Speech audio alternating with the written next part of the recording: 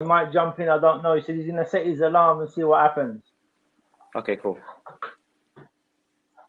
Okay, Bismillah, Alhamdulillahi Rabbil Alameen, wa salatu wa salam ala Rasulillah.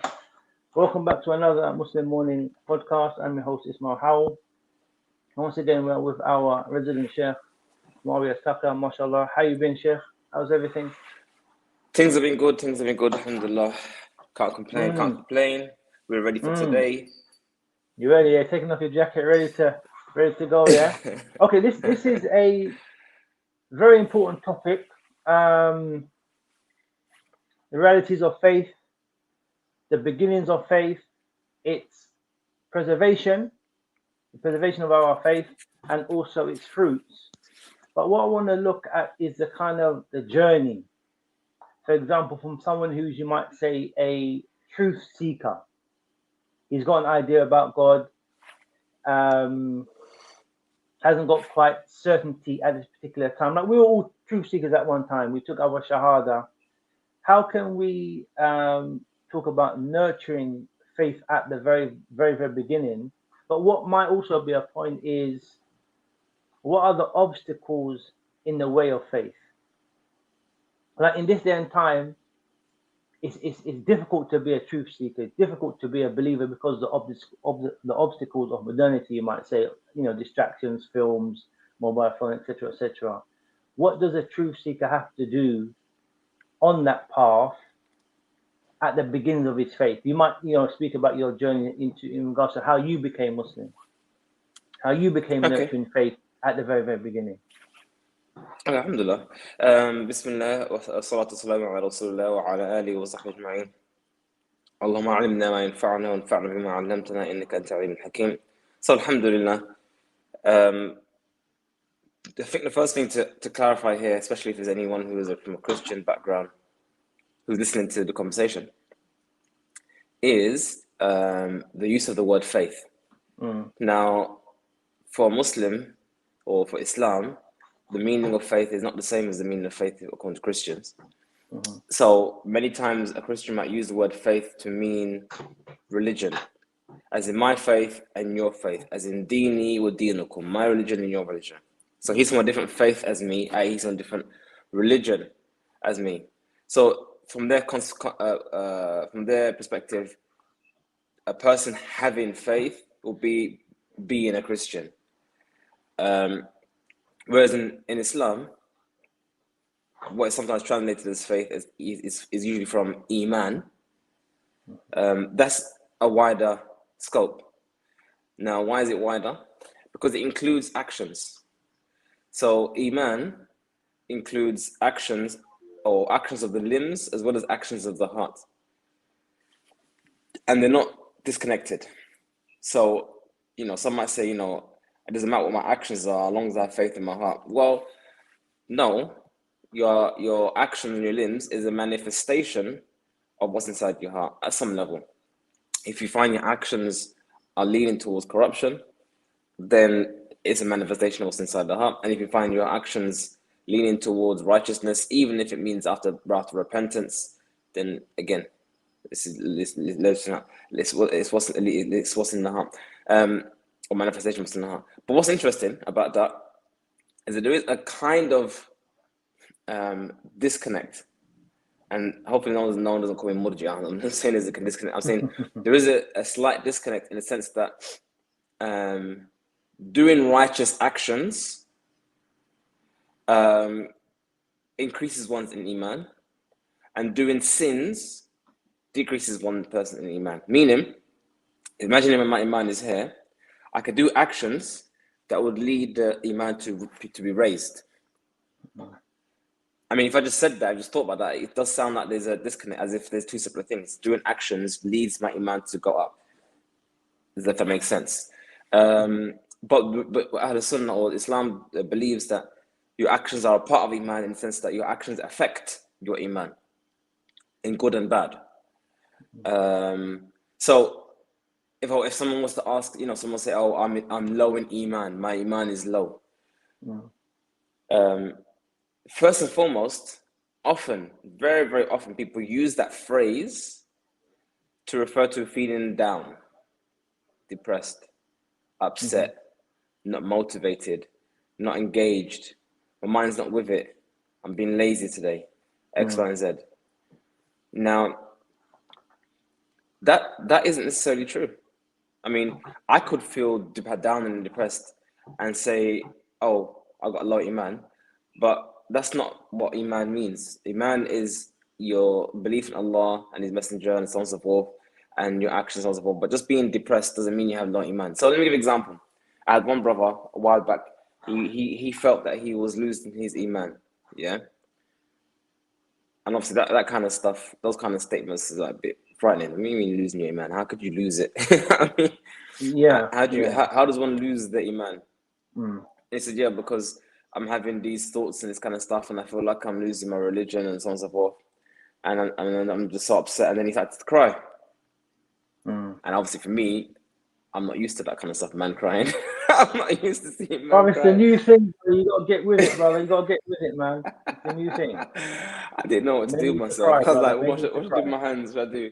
But anyway, and the point he was crying, and I said to him, it doesn't make sense that you think you're munafiq or you think you're not even Muslim, but yet you're crying about it. Why would you cry about something that you don't care about? If you was generally a non-Muslim or you did no longer believe in Islam, crying would be not the thing you'd be doing.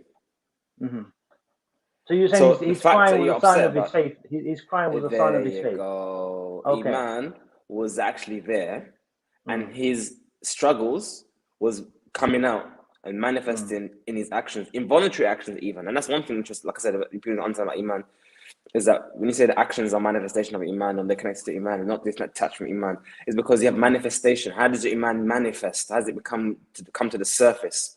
Let me give you an example of how Iman can come to the surface. Imagine you're doing sins, you're doing whatever you're doing, and then the radio flips to recitation of the Quran, and you start bawling because of where you are and what you're doing with your life, and you think, what am I doing myself? Why would the Quran make you cry? Why would the Quran make you upset? Or when you hear, for example, you hear about some Muslims in another country being tortured and imprisoned and massacred, and you feel so helpless and crippled emotionally that you wish you could do something about this and you can't. Why would that be the case? Why would you feel that way if it wasn't Iman? Does it make sense? As in, people, you have no idea who they are. You never met them before in your life. You don't know their culture. You don't know the language. You don't know anything about them. But yet you're deeply hurt by this because they're being punished for their Iman, for their Islam. Okay, that's a sign of one's Iman. Go on. Can I do something? I want to stop it. I want to draw you back because what we're going to get to that topic. What I want to do is discuss the issue of the beginnings of faith. Yeah. When someone says, do I believe in God? Should I take my shahada, not take my shahada? What is that person looking for? Are we looking for certainty? Are we looking for this? We're looking for this iman to say, you know what? This is the truth, and I have to take my shahada. We're looking for that seed of faith. How does someone get to it? How does someone say, you know what? Boom, I've got it now. I'm gonna take my shahada. Well, someone might be saying, do I believe? Do I not believe? I'm sinful. What do I have to have in my heart as faith or iman to say, you know what? I'm ready to take my shahada now. See, the thing is, iman, or when I say iman, this one's going to be a bit of a tricky one to express in English. But for example, myself. Let me give myself as an example. My journey began with me being confronted by a Muslim. He told me about Islam. I was surprised. What is this Islam?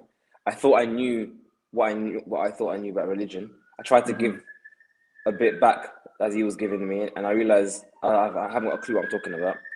So I decided to read and research. I was intrigued. I was interested. What is this thing? Yeah. And as I was on my journey and reading, I said, okay, look, there's a bit of a fork in the road here. We have Christians on this side, and you have Muslims on that side. And I need to know which side is correct. Is correct, yeah. And to be honest, I know this side, the Christian side, or at least I thought I did. and I don't know this side. This is like foreign to me. I mean, if anything, you know, it's a bit like me telling you about the Druze or the Ismailis. What are they about? I have no idea. I mean, it's just completely foreign to you. I have no idea what they're about. So it was just absolutely new to me. So I said to myself, look, there has to be some way in my mind to find out whether or not something is true or not. And this is purely from a logical perspective. It wasn't I wasn't looking at religion from an emotional side perspective. Like some people do that. Some people, for example, they're Christian because they felt the Spirit. They felt the Spirit come over them. They felt it touch their lives. They felt. This is all feelings. For me, that was relevant to me because I understood that feelings were deceptive. I understood that I could feel something, but that doesn't mean it's true. It doesn't make it true. I was into facts, and maybe because of my background, I'm a man of physics and that kind of stuff. So maybe my background was like science, you know, logic and the truth, reality. So I said there has to be a way to find, is it a left turn or a right turn? So I came up with a little plan, a logical plan in my head. I guess everyone has their own journey, but in my head I had a logical plan as to how I would know. But my point in mentioning this story is that there wasn't an issue of iman. I didn't believe in Islam like that. I was intrigued. Yeah, it was interesting. A lot of things made sense, but I couldn't say that there was iman in that stage. So what was my plan? Okay, I accept that revelation came down. At that much I was there. So it wasn't like I was coming from an atheist perspective where I don't even accept that. I accepted there is revelation. I accepted that there were prophets. I accepted that there was miracles. All these things I accepted. The question now is Muhammad sallallahu alaihi wasallam one of those prophets? Yes. Yeah. That was a question for me. It was a different question than other people. So I said, okay, if he was a prophet, then his message will be the same as the other prophets. What he said will be the same as Ismail, will be the same as Ibrahim, will be the same as Yaqub, will be the same as Adam. They will be the exact same thing. So I said, okay, let me read the Bible then, because at the end of the day, it made no sense me jumping from one religion to another religion when I'm ignorant of my own, because then I believe in what may be true to go to something that may not be true. So I thought, let me educate myself on what I am first, and then move over to the next side and see what they say, and then see if there's any consistency. Again, I'm trying to deal with things logically. I'm trying to deal with things scientifically. This, look at the evidences here, and like that's how I'm looking at things. So I started to read the Bible, and my idea was that if the Old Testament says the same as the Quran, then there's continuity. I said this before. There's continuity. Again, looking at just purely from scientific. So I read Genesis, Exodus, Leviticus, got to Numbers. I was reading, I was learning. Every night I was doing my thing, and I said to myself, you know what? I might be reading this Bible forever, and I'm dead before I get to the Quran. Let me just at least read something in the Quran, so that I can say, at least I know something, because I never know.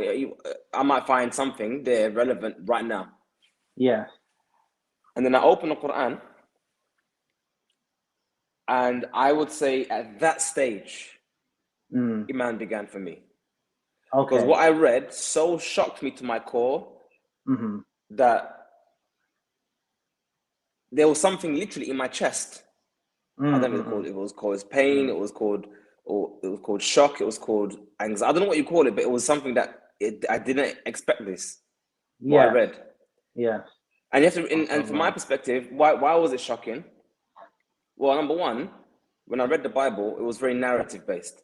And Adam said to so and so, and so and so said so and so, and he went 5 parsecs down the road, and did it was very story based, narrative kind of thing. It's narrative. That's what it is, and that's exactly what it is. It's a narrative. It's telling you what happened, events that happened for us to learn and draw lessons from. But when I went to the Quran, one of the first ayat I came across was Allah said, "O people of the book, do not say about me that which is not true and go beyond the bounds. Do not say 3, for I'm only one Allah." Now, the reason why that shocked me so much is because it was so direct. Yes, clear. Don't say it. Was Allah actually saying in His own words to you, don't say Trinity. I am not three things. I am one thing. I am Allah. Mm-hmm. MashaAllah. And at that moment, I can say, in all honesty, if I had no baggage and other nonsense to get rid of, I would have taken Mm-hmm. shahada at that moment there and then. Just that one ayah that I had read, because it was so manifest true that that's the best clear word. The best way to describe itself. It was an emotional collapse. It was literally Okay. everything I had just collapsed. Yeah. How would you say? I had nothing to answer back. It was just submission. What else there was no other answer. So at So that how stage, yeah. Sorry, sir. How the Quran is presented to mankind. If someone is a truth seeker and sincere, it will affect them. It will either stop them in their tracks. It will make them reflect. It will put them in a different space to make them say, you know what? You're kind of like put in a corner. I would describe it like, what are you gonna do now? How are you gonna get around this one? How are you gonna well, avoid, like, you've been smacked now? What are you gonna do? yeah. Well, I mean, it's interesting because even Allah said in the Quran, يُضِلُّ بِهِ كَثِيرًا وَيَهْدِي بِهِ كَثِيرًا. He misguides by it many, and he guides by it many. Yeah. وَمَا يُضِلُّ بِهِ إِلَّا الْفَاسِقِينَ. And he doesn't misguide it to those who are sinners, fasiq. Now, this bihi is referring to the similitude, the analogy of the ba'ud, of the mosquito. The point here is that the Quran doesn't necessarily affect the person the same. One person may hear it and have the reaction I had, like literally the word is capitulation. That's the word. Yes. A bit of a Hands trading up. word there. Yeah. Capitulation, khalas. That's it. And that's essentially Islam, where you submit to the will of Allah. Yeah.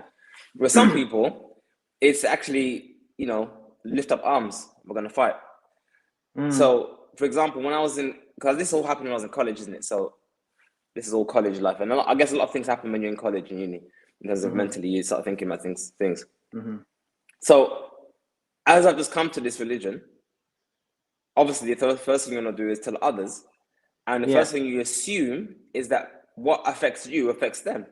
What was amazing and life-changing for you would be life-changing and amazing for them. But that's not always the case. Everyone has different paths that they take. Everyone has different things that affect them. So, Chef. So, yeah.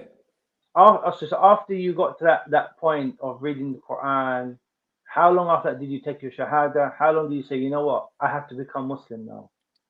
And was that based on faith, i.e., you believe Iman had entered your heart, or you kind of like, I've got nowhere to go now, I can't logically beat this argument, I have to submit to it now? And then how long after that did you take your Shahada? Well, the thing is, ironically, like I said, between that moment of acknowledgement of that the Quran is the word of Allah, to the moment of taking the Shahada, it was actually a few months. Actually, it wasn't immediate. Yeah. And it's not something I can really explain, because I did some weird things, man. I was even giving da'wah to Islam. I was telling people about the Quran, how it's the word of Allah, but I wasn't Muslim yet. Yes. Why? I mean, the why in my head was obvious. I mean, once I take the Shahada, I knew at that stage that all my deeds would be recorded and then everything would begin.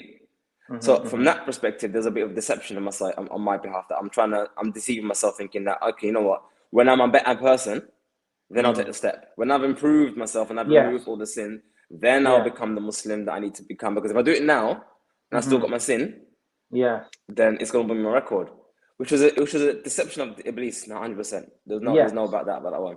Chef, great example you brought, because people might say it's hypocrisy for someone to bear witness to God or take the Shahada and say, you know what, I'm a sinner. How can I submit to Islam or submit to a religion when I'm doing major sins? Or but on from our perspective as a Muslim, once you acknowledge there's God and acknowledge Muhammad is a messenger, take your Shahada, because you know if you're going to live till tomorrow. How can we explain that to the audience concerning there's no contradiction in being a sinner and having faith, to a certain degree, you could say?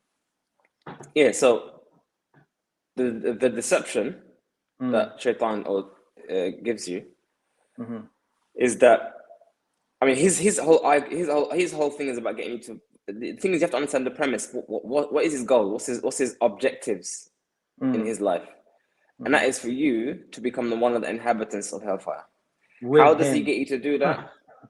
He gets you to do that by not being Muslim, leaving and renouncing Islam. He doesn't get you to do that necessarily by just being a sinner. I mean, you can be a Muslim and a sinner and still go to paradise. But he wants you to stay there forever. He wants you to be a resident, permanent resident of hellfire. And that requires you not to be Muslim in the first place. So if you've come to Islam and you recognize, so if you've learned about Islam and you recognize Islam is true, and you think, oh wow, this is amazing, I want to be Muslim. If that's where you've got to, how can he stop you from making that one step? And one most obvious one is fear. So for every person who has come to Islam or learned about Islam and is given the opportunity to accept Islam, there is that wall. I always call it to people like a door. There is a door. You are told if you go through that door, your life will be better. But the reality is, you have no idea what's behind that door. You have to actually take a leap of faith where you say, you know what, I'm going to go in and I'm going to check this thing out. Sure. But it's not a small thing. It's a large life-changing thing. It is a big thing. It is a big thing. What is it that some people go through the door and some people don't go through the door? Yeah. What are the factors that stops an individual from going through that door? So from my experience, I had a friend of mine who was on a similar journey to myself. I was trying to invite him to Islam as I was going on my journey to Islam. And he acknowledged Islam like I acknowledged Islam. But he never went through that door. What was his argument? Same as mine. You know, when I finish my college and I do university, then I would sit myself down and be Muslim. Yeah. And I checked for him. It was like some years after that. And he still is where he is. So acknowledging Islam is true. Doesn't necessarily make you take that step. And what happens is that if Shaitan can delay you long enough to make you forget, and more importantly, so that you can bury yourself in your current life. That's basically what it is. People don't want to lose what they have. That's all it is. You all listen carefully. Everyone listen carefully. All major changes in a person's life, community, society, country, the main resistors to that are those who have things to lose. Hence why the most followers of the prophets were those who have nothing to lose. They were the poor, they were the oppressed, they were those who weren't really, they haven't got much in the way of dunya to hold them back. So if you imagine you're rich, imagine you're prime minister. I mean, that shows how amazing it is for a leader. Or the queen. Or the queen. Imagine how amazing it is to be a leader of a country where you have millions of subjects looking up to you and idolizing you and whatnot, who then you now have to tell them, I've left this way and what you're doing is wrong. Yeah. And then potentially lose that status, bruv. And I witnessed that with my eyes. When I would become Muslim, there were people who essentially had status. Yeah. Now, not status like we weren't thinking of like riches and stuff, but they were what they call Hindu, but Brahmin, the highest tribe, as in the religious caste, the highest. Imagine the highest caste. Just to give you a little context of what perks you get from that. Lower caste people come to your house to wash your feet.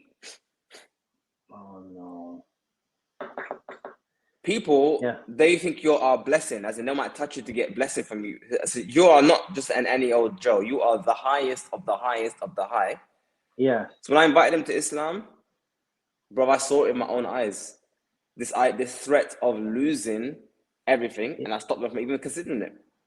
Yeah. I'm telling you. So that's what I'm saying. That could be why. Again, that could be why a lot of people become Muslim in jail. They got time to think. They got nothing to lose. Yeah. And therefore, those chains, those shackles holding you back are not there. So essentially, I would say, if you were to say what would hold a person back from Islam, I would say the chains of the dunya, the chains of this world. And we see that same chains with Abu Talib. Abu Talib the uncle of the Messenger of Allah, sallallahu alaihi wasallam, who helped the Messenger of Allah even establish Islam, he recognized Islam as true and even said there's no religion better than the religion of Islam. So why did he not accept Islam? Why did he die non-Muslim? Because of what the forefathers would say and what other people would say, and the shackles of the dunya. His associates said, "Are you gonna leave the religion of your forefathers and follow this man for what he claims?" And remember, this wasn't at the time when Islam was prevalent. This was this time when there was no more than 50 Muslims on planet Earth, where everybody was not Muslim. So there's the idea of leaving the shackles. So basically, in a nutshell, everyone who has accepted Islam has sacrificed a lot. Yeah. As much as you could say you would sacrifice for hijrah. When you make hijrah is almost like Islam, because you're leaving behind the old and embracing the new. And I do believe the same emotional feelings you will go through in leaving your land to go to the Muslim land will be the same feelings you will go to in leaving your own old religion to your new religion. I don't believe it. I don't believe it's just an issue of finances. I think people make these excuses. Oh, the other countries, what kind of healthcare they have, and what kind of this they have. I think that's just excuses. I think emotionally, realistically, it is. I have a life. Yes. Hijrah means leaving that life and going to a new life. And I have no idea what that life is going to be like. The same questions you was asked about Islam. I have a life. Some have a wife. Some have a husband. Some have children. Some have parents, siblings, aunties, uncles. They have all of that. And they're now going to tell them, I can't be alone with you because you're not mahram.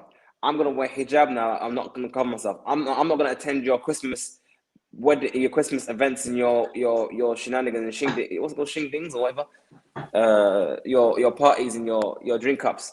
That life that I used to be involved in, I'm gonna leave. And that's why I guess being young, it does help, because I became Muslim and I was a teenager.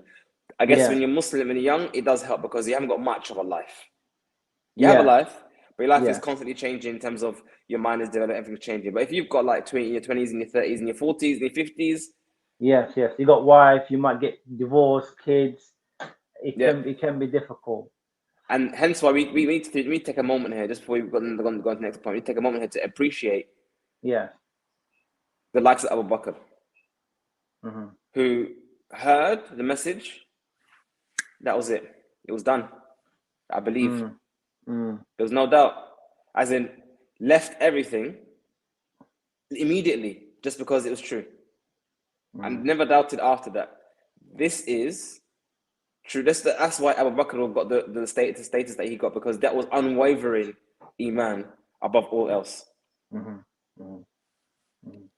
I mean, obviously, in those times, there was the threat of their life. Sumayya, what happened to her? And her. In this day and time, it's not so critical. In regards to, if you become Muslim, they're gonna kill you or they're gonna stone you or whatever. But yes, there is a lot. Well, not really. I mean, I would say it's almost the same. But remember, things are relative. In their day, going to war and killing man was a normal thing. Got you. They will do that. So if you have was a part of life. It was about it was part of life. So that wasn't unusual to them. It was a part of life. So your skin grows accustomed to that level of harshness. Yes. Us today, we're not accustomed to that level of harshness. I mean, in the UK, sorry. I'm sure in other parts of the world that still exists, but we're not normally accustomed to that level of harshness. So for us, lighter things will affect us probably even more. Got you. So, I don't believe that any one person is tested more than others relative to themselves. Remember, Allah doesn't burden a person more than they can handle. So there's no person that has reached a level of whatever that they just literally have an excuse to not accept Islam. The life is so hard, it's so difficult that I can't accept Islam. It doesn't exist. Everyone is exactly the same in terms of Allah will give them the relevant test that they can accept, but it's just different. It's just different. Some people can't take, some people can't take any pain. Some people can take a lot of pain. So I wouldn't say that life was easier then, or I mean, it's easier relative to us. But if you've grown up in that life, you things will be different. I mean, just the idea of slavery. This idea of slavery, for example, just to demonstrate the difference. A person at that time might have been a slave and might not have thought anything. It's not that big a deal. I mean, it's a deal that I'm a slave. Yeah. But if they was freed, they may one day buy a slave. As in, that's what I'm saying. That's psychology. Got you. Us today, I can't even imagine going to a slave market. I mean, what? I'm going to see people to be bought and sold. That's just so foreign. Or, for example, just sacrificing an animal to eat. Yeah. That's just so foreign. I mean, what? That's that. So, yeah. I remember the mindset was totally different in regards to what is harsh, what is good, what is. Yeah.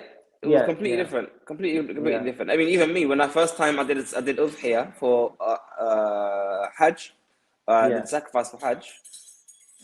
I was so moved by it. I cried. I was like, "This is the poor animal."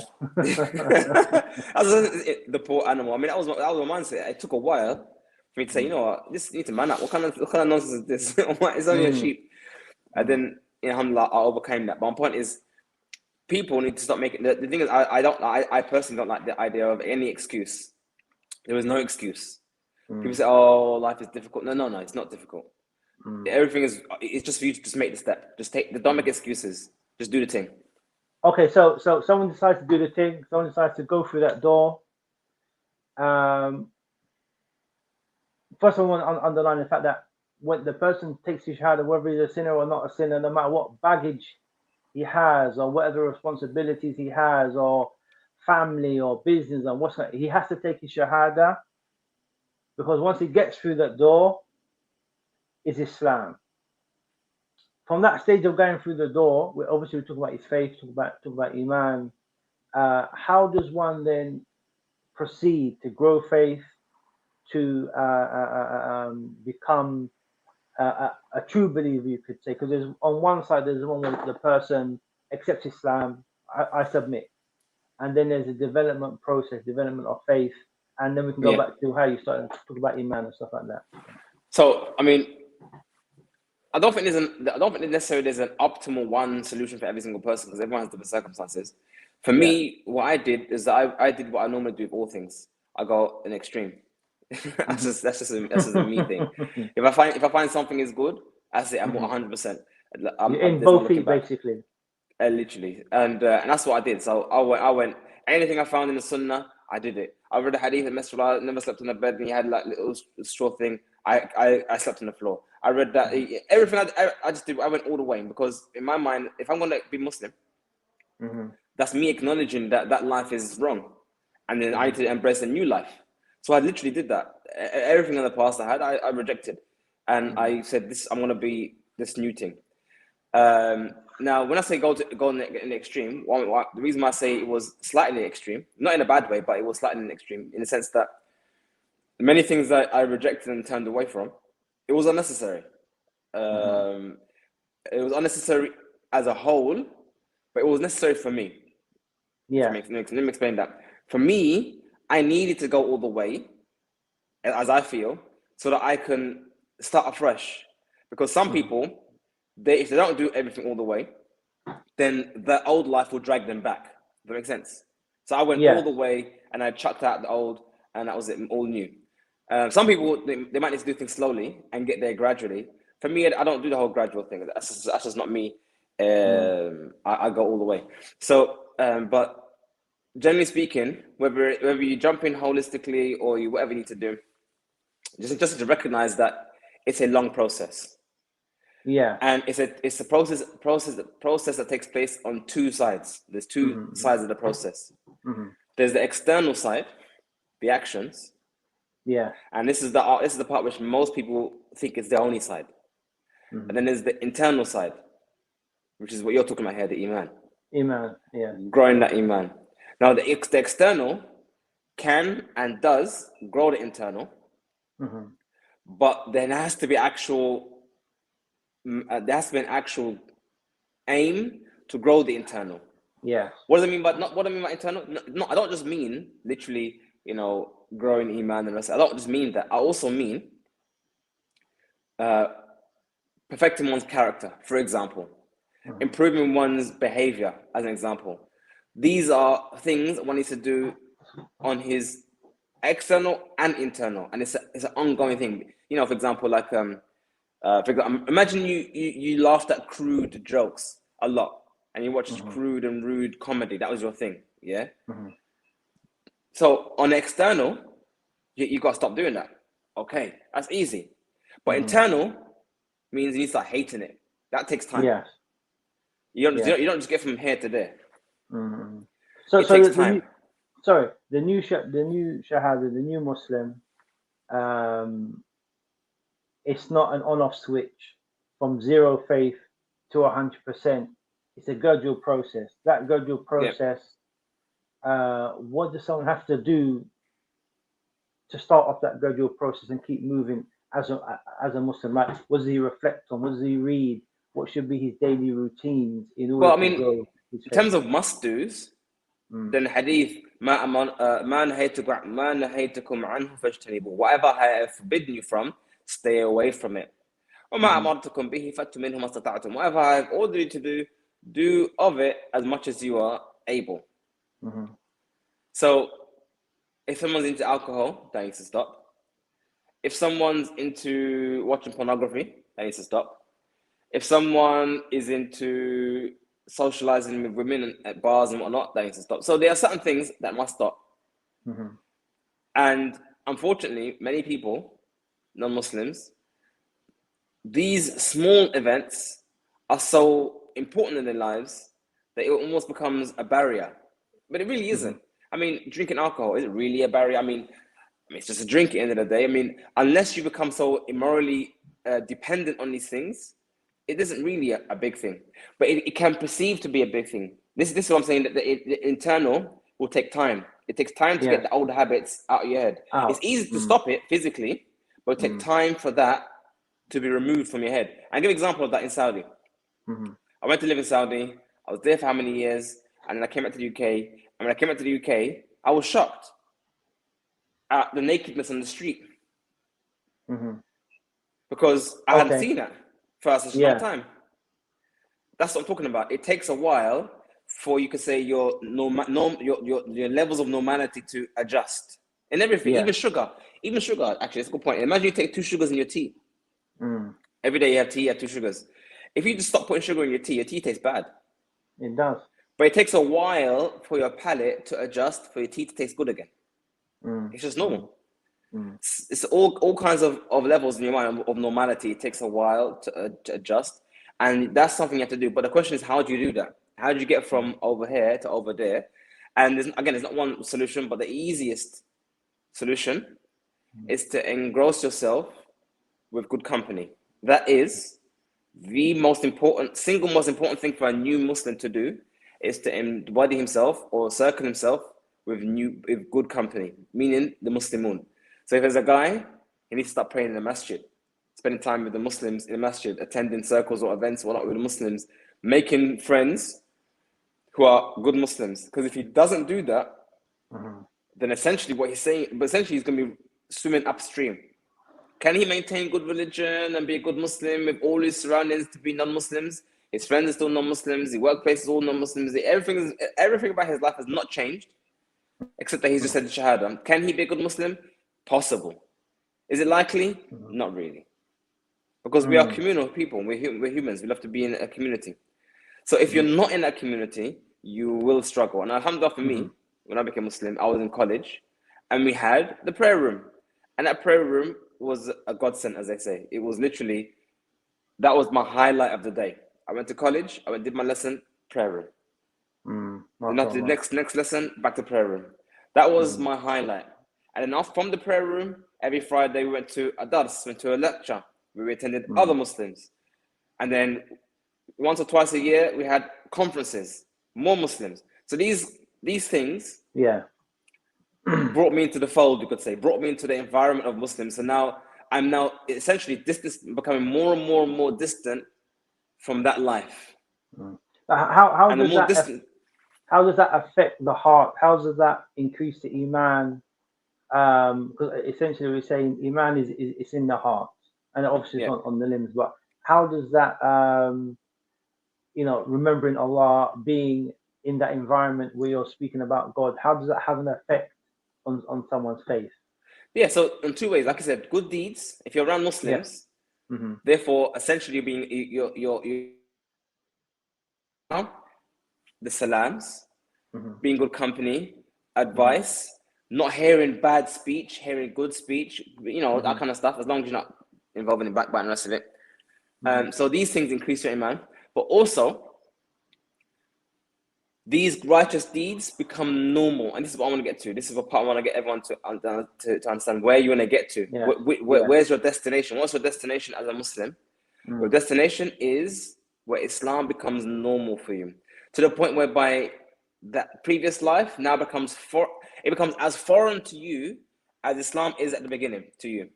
Just like how Mm-hmm. Islam was foreign to you at the beginning, you need to get to the stage whereby that now your previous life is as foreign to you as Islam was to you at the beginning.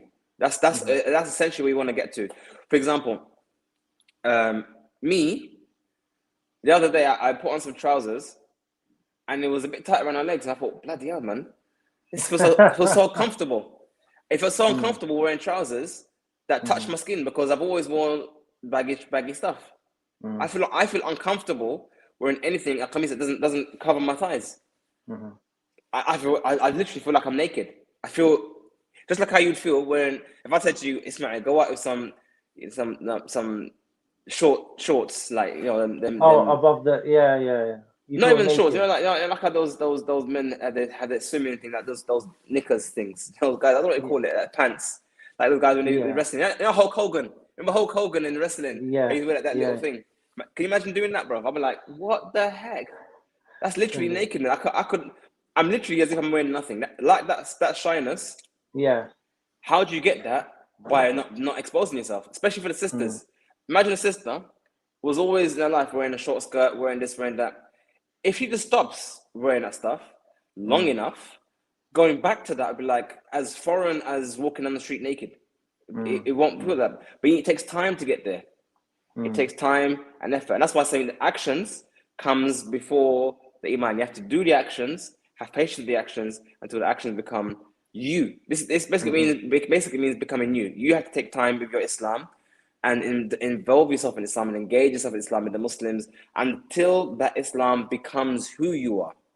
You can't Mm. imagine life other than that. Mm. Um, yeah, I What mean, what what are the even when my main family what? called me, go on. So for our new shadow, what are the you? Just like you spoke about, being around Muslims, because of the Quran. How much of a benefit is the Quran in regards to the life of a Muslim, the attachment to the Quran, reading the stories of the prophets, engaging Yes. with the Quran. So the Quran. Now this one's a hard one. Definitely, the Quran has an impact in whatever language it's in. That's what's amazing Mm. about the Quran. The Quran is Mm. impactful, even if you read it in English. Yeah. But there's nothing like reading the Quran in Arabic. Mm. So, I mean, definitely one should engage himself in reading the Quran and learn the Quran and the Sunnah or whatnot and learn about Islam. Because some people, what they do, they learn enough about Islam to be Muslim and then they kind of stagnate, they stop. Mm. They learn literally just enough for Shahada and the rest of it, and then after they kind of stop. Or they might learn a bit more and then they just kind of stop. Mm. Whereas human beings are not about knowledge. We're about habits. This is what I'm trying to get people to understand. Human beings are not about knowledge. We're about habits. Mm. So imagine you read the Quran once. That doesn't mean it's like a novel, you read it once and that's it. It means, okay, you've read it once, and now you need to read it again. I need to read it again. I need to read it again. Because the reminder structures your life. That's why reading the Quran on a daily basis, reading the Quran, even the scholars, they say that we should be finishing the Quran at least once a week. Mm. Qira'atan, reading it. Now, Mm. for them, they're saying that whilst they know what they're saying, they actually understand the Arabic. Yeah. But still, there is an effect, even if you read it in English. Mm. But for a Muslim to really solidify his iman, knowledge of the Quran, knowledge of the Sunnah, and studying it on a regular basis is important. Taking Mm. lessons from that is important. I even heard a statement. someone said the other day about how Islam gives us general instruction, but doesn't give us detailed instruction. We need to look for other things for, to know what to do, like a manual. If this woman, if your wife says this is what you do, and if your husband says this is what you do. No. The Quran has all instructions, the large and the small. The Sunnah has all instructions, the large and the small. It's not like you can't find an answer to that. But you'd only say such a thing if you are unaware. If you're unaware of the depths of the religion and what we have, then you would say, yeah, we need other things. We need to look at other isms and ologies and whatnot. But if you actually study the Quran, you will find something for everything. I 100% believe that. And if you don't believe that as a Muslim, then you're essentially saying that the Quran, Islam is incomplete as a way of life. Now, some may say, but brother, there's no medicine in Islam. There's no, engineering in the Quran. So what are you talking about? How can you say it has all knowledge?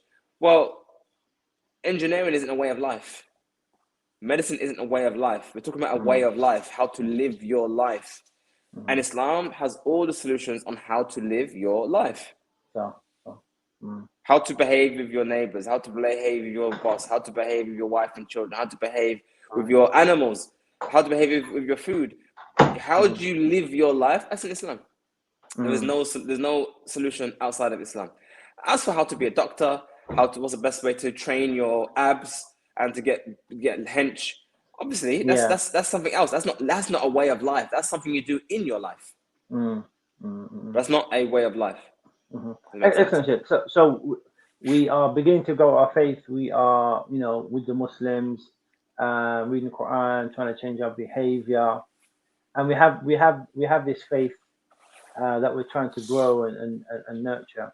How do we now preserve it, protect it, knowing the fact that also people are throwing doubts at you from a religious point of view and a scientific point of view? How do you now preserve this faith? Obviously, as you said, maintain what you're doing before, but is there things that we should avoid, specific things we should avoid to protect this important thing of faith, and things that we shouldn't do in order to destroy our faith? So you said, how do you preserve it? I think the most significant and underrated thing to preserve one's religion is marriage. Very, very important piece of the puzzle. When you marry someone who is on the same struggle as yourself, you support each other and you grow on the way. And you've gone from the Islam when you're with your mates to now Islam all the time. Yes. At home, beautiful. At work, Islam all the time. And I'm not saying that marriage is easy and that's the solution for all things. What I'm saying is to make it solid. Yes. To make that commitment, marriage is one of the most biggest ones. Also, if possible, hijrah, that's the obvious one. But again, that's more difficult, especially if you're not Muslim.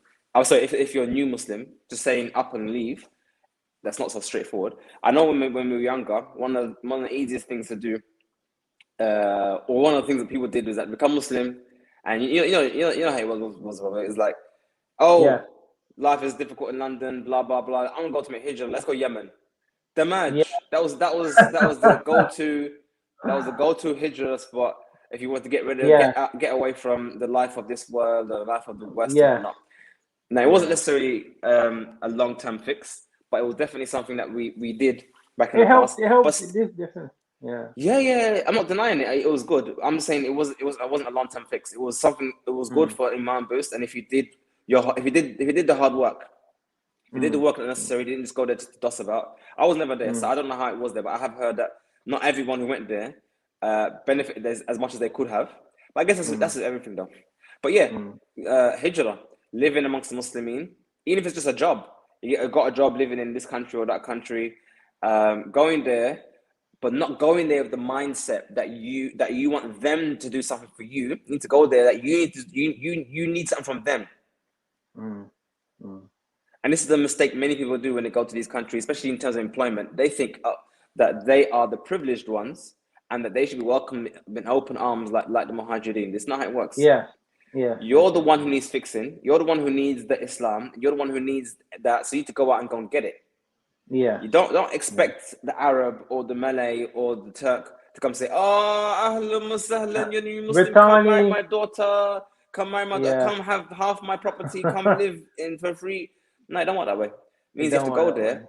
You have to graft. You have to contribute. You have to know why you're there. You have to know what you want from there. You have to know how you're going to grow from there. I mean, even one brother I spoke to the other day, I mentioned to him that, in Turkey, it's got a lot of Sufi influence. He said, look, that's with them. That's their Sufi stuff. I'm not going to their dhikrs. I'm not attending their circles. But I just want the culture. I want the culture of Islam. I want to hear the adhan. I want to see the masjid. I want to be embraced by the suffocating, not suffocating, by the overwhelming embrace of Islam all around you. I want to see the ayat. I want to see the good manners, and I want to see that manifest in the people's actions and behavior. This is what I want to see. What they're doing in their thing is to them. I'm not going to that stuff. Even if I went, I wouldn't understand what they're saying. So, and that's important. People are put off by so many silly things. Oh, I went to this country, my boss, he didn't pay me, he paid me late.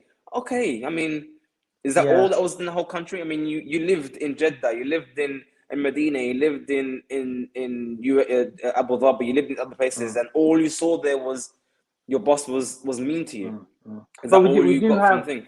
We do have a lot of book expectations. We do have the stories of the companions and how the Prophet used to live. And when we go to a Muslim country, we've got expectations of this Muslim country and community.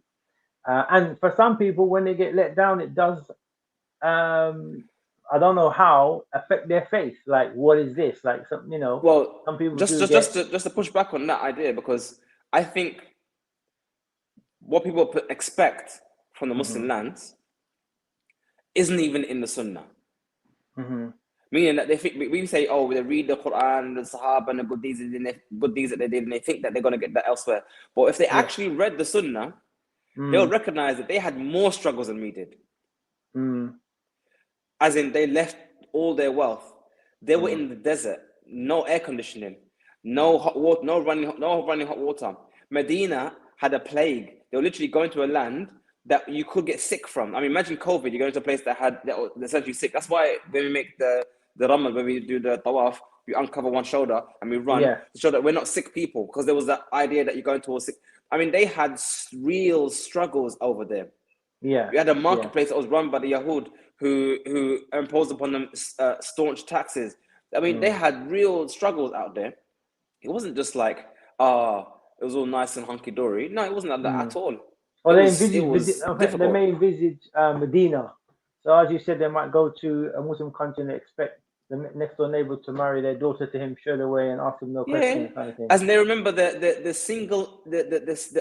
events that stood out from the seerah, and they ignored the reality of the seerah. I mean, look, we had people who were living in Masjid Nabawi who were homeless. Are you telling me, oh, it's all hunky-dory or not? No, but people did it. They still migrated, and they went there, and they were homeless. They were poor. Abu Hurairah was poor. There was even one person who was so hungry that he was doing convulsions, and one Sahaba thought had jinn. He read ruqya on him, and he realized it was only because he was hungry. This is the real struggle. You think, oh, Medina, but no. I mean, you go to these countries. Are you telling me it's gonna be that difficult? You be living in a masjid, homeless? No, you get a hotel. You got this kind of stuff, and if you can't, you come out. People they pick and choose of the seerah what they want. But like I said, the seerah, what's important about the sunnah is that it was 23 years of real life. It wasn't fakery. It wasn't romanticism. It was real life. You would only know that if you studied it. Go on. What comes to my mind is that obviously the realities of faith should get you through that, or you should be able to see from that hardship some blessings in it. Like, for example, obviously when you're under hardship, you're gonna pray more. When you're afflicted, you're gonna be more conscious. Shouldn't then. And this is where frame comes into place. This is where frame comes into play. And that's what I was saying to you about basically one of the things you need to do or need to develop as a Muslim. This is obviously the part of the internal part of being a Muslim is you can do the external things, but you also need to develop the frame. How are you seeing the world? If you're seeing the world through the eyes of Jahiliyyah, then you're making a moan and a groan about all X, Y, and Z, whatnot. But if you see in the eyes through the lens of a Muslim, gratitude, shukr to Allah, thankfulness, appreciation of what's around you, these kind of things, then everything will be treated differently. I mean, like I said, go back to the issue of damaj. What was damaj? As I've heard, it was mud huts and desert and hot, it was a difficult life. Yes, it's different. But why did Basic people love damaj? Yeah. Yeah, but why do people love damaj? Because it was their frame was that they were going for Allah and the Messenger. They're going there to learn the deen. They're going there to. Get you. So why would a person who goes to Jeddah, who has a nice villa even, complain? How can one person who lives in a villa complain, and another person who lives in a mud hut be so grateful? Yes. Because of his frame. How has he framed his life? How has he framed his vision?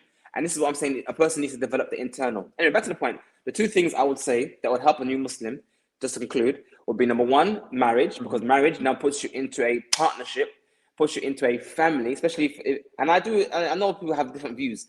I know one brother said reverts should marry reverts and whatnot. I disagree with that. I reckon there's virtue in the mixture where a revert marries a person who's born into a Muslim family. And has a Muslim family. Why? Because they can benefit from the culture that they have inherent in their behavior, and the people, the family, the Muslim family can benefit from his zeal and his freshness being in Islam and his fresh look at I've come from nothing and now I want to come to Islam and now I want to learn Islam as it's supposed to be. You can benefit from each other and you can complement each other. Just like I would say to people that someone who is always late, someone who's always early would complement each other and balance out each other. It's not. I don't believe that you have to be carbon copies of each other in order for your marriage to work. I think there's benefit in diversity, benefit in having more than one different behaviors and expressions and that kind of stuff. So yeah, I mean, definitely marriage is very, very important as a Muslim, even if you're new. It is a bit more sensitive for sisters because a sister, if she was to get married to a brother who's Muslim, she has to. She's got like literally one chance to, not one chance, but technically speaking, she has to hit it right. So therefore, a good wali is necessary. A good wali is important for her. But once she's got into a good family, then that will help her and whatnot. And then once you have that, then again, being in a Muslim environment is also conducive. Whether that environment is in the UK, by the way, whether that environment is in the UK. So for example, imagine living in Chingford, predominantly Christian area. Maybe your first hijrah will be to move to a Muslim majority area. It doesn't have to necessarily be hijrah to Saudi Arabia. Hijrah could be in stages. Maybe your first step will be to move out of your non-Muslim area where there's no masajid to a Muslim area where maybe you can hear the adhan. I mean, if I wasn't heard in Whitechapel, you can hear the adhan.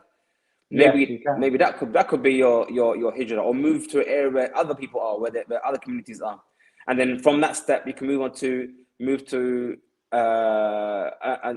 another country, whatever the case may be. But that needs to be there so you can maintain and keep up with it. I don't know anyone who believes that you could just be Muslim on your own on an island somewhere, isolated from all other things, is difficult, if not impossible.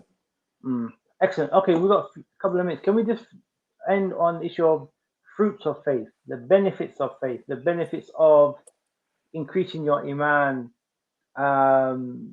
in regards to the issue of protecting yourself from doubts or being grateful, shukr, as you said, and that frame I think is very, very important. That I think by having that frame, it then, how can you say, blots out a lot of the doubts, and you have a more focused way of life. So we just finish on the issue of what are some of the fruits of having iman. The most significant fruit of iman, I believe, is changing your glasses, or you could say frame. So imagine you've been wearing red tinted glasses all your life. Part of being Muslim and developing yourself as a Muslim is to slowly change your prescription to now clear glasses where you can see clearly. Because by definition, if you accept Islam as true, as a true religion, by definition you are saying, I see the world incorrectly. Yeah. by definition. I mean, how could you possibly see the world correctly with zero guidance, zero knowledge of right and wrong? How could you possibly know what is right and wrong with no guidance whatsoever? So the benefit of iman is that as your iman is growing, you start to see the world as it is. Reality. I mean, even Messenger of Allah Sallallahu Alaihi Wasallam made a dua, Arin haqqa haqqan, show me the truth as being the truth. And then give me, provide for me, warzuqni ittiba'ahu, and then provide me the ability to follow it. So it's not just about being, it's not just about following the truth. This is what's important. It's not just about, oh, I know Islam is the truth. It is about having the tawfiq to actually see it to be true. Is it basira? Basira, yeah, basira. I mean, point is, many Muslims probably will have a lot of problems with many aspects of Islam. Yeah. And that will only be cured when they've changed their glasses, whereby now it makes no sense any way but Islam. And this is what I'm saying. This is what I'm saying, that it takes time. And one of the benefits of Islam is that when you embrace Islam and you learn about Islam, and Islam becomes your guide, it actually allows you to see the world as you need to see it, as you're supposed to see it. You know, it's like recognizing a liar as a liar. That's what it is. It's like the world, the dunya, is deceptive. Yeah. The dunya is deceiving. It lies to you. And iman allows you to see it as liar as it is. It allows you to see that the dunya is a lie and the akhirah is the truth. The hereafter is the real truth, and the dunya is a lie. And that will be the best, most clearest and best manifested benefit of al-iman. The fruits of iman. Sheikh, excellent. We've gone over, Sheikh. Sorry, we've gone over by a minute, but it was very, very fruitful. But yeah, I think ending on that, the fruits of iman, that you can see now that the dunya is lying to you, and that having iman is that framing that we need in order to see the dunya for what it is. It's the great revealer. It's the great revealer. It will take you out of the matrix, brother. Take you out of the matrix. Alhamdulillah. Sheikh, I see you're busy now. Sheikh, Jazakallah khair once again for your deep insight into this topic. And inshallah, we'll see you again next week on the Muslim Morning Podcast. Assalamu alaikum wa rahmatullahi wa barakatuh. Wa alaikum salam wa rahmatullahi wa barakatuh. Jazakallah khair.